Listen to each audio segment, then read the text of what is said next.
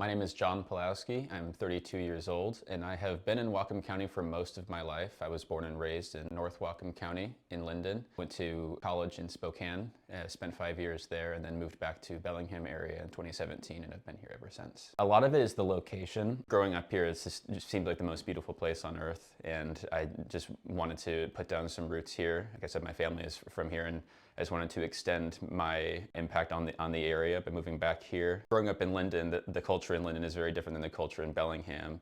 And having grown up and seeing those differences, moving back to this side of the state and deciding to move to Bellingham rather than some other place was deliberate. There was the acceptance of, all different generations, diversity in many different respects, and that attracted me to this area more than anything.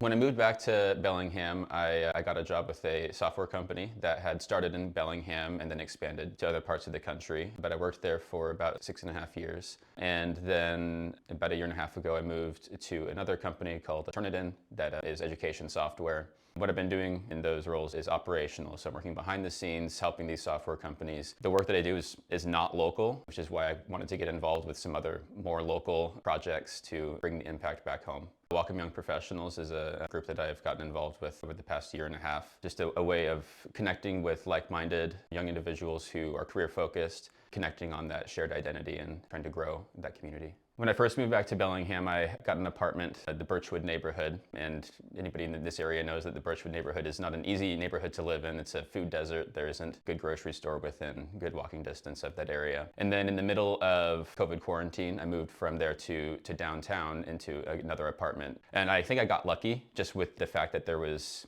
a COVID quarantine rate on the housing, and I was able to get in there for a good monthly rate. But over the past 5 years since I've been there, housing prices have gone up.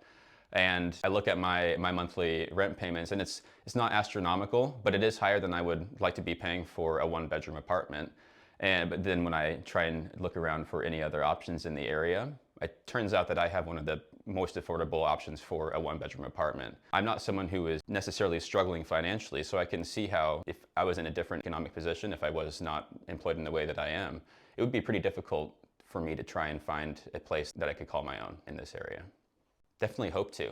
The prospects of that seem to be diminishing more and more. The median house prices in this area are pretty high. And the way that companies seem to increase the salaries and rates of pay for employees does not seem to scale at the same rate that the housing prices are going up.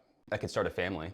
For one thing, I'd be able to have some more autonomy in terms of how I use my space. Would love to have a garden and a yard. Those are some things that I grew up with in my home in Linden, and being able to, run around and have a place where I could, have a dog. Having a dog in a one-bedroom apartment just doesn't seem fair. Additionally, it's an asset, and when you're renting, you're not building any sort of equity. There's no asset involved there.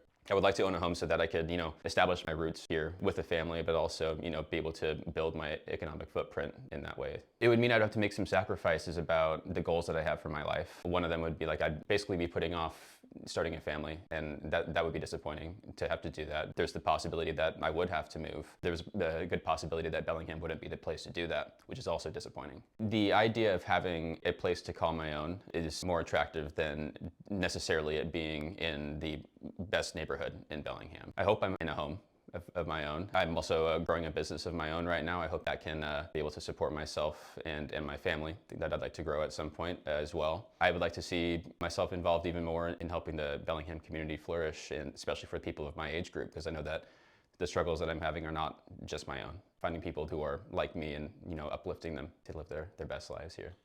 A lot of the same concerns.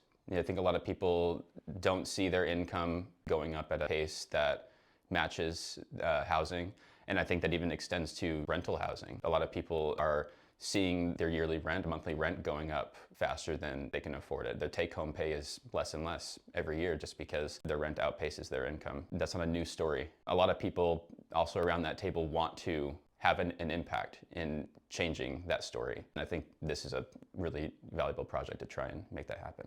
It seems like there's a rather large economic disparities in this area. There seems to be a cohort of people who are 55 and older who bring a lot of wealth to the area. 40 and under is underpaid in terms of the opportunities and the cost of living in this area.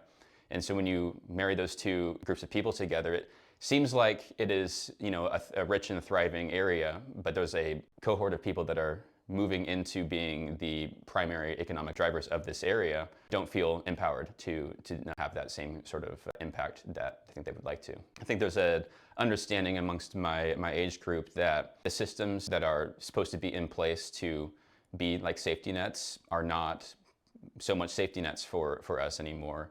So we're looking for alternative safety nets, and those don't need to be the kind of safety nets that are for critical needs, but even knowing your neighbor and knowing who you can talk to if you've got a leak or if you need a cup of flour. Having those connections with your neighbors, I think that's something that's suffering in this area, especially with the amount of multi-housing that's going up. You'd think that putting a bunch of people into one building, you'd know your neighbors, and that's simply not the case. The multi-housing that I live in, I've met a handful of my neighbors, but I've lived in closer proximity to over 200 people over the last 5 years, and I barely know any of them. So I think having those social connections, those social safety nets for non-critical things, being able to just know the people that live across the street, across your hall, next door to you.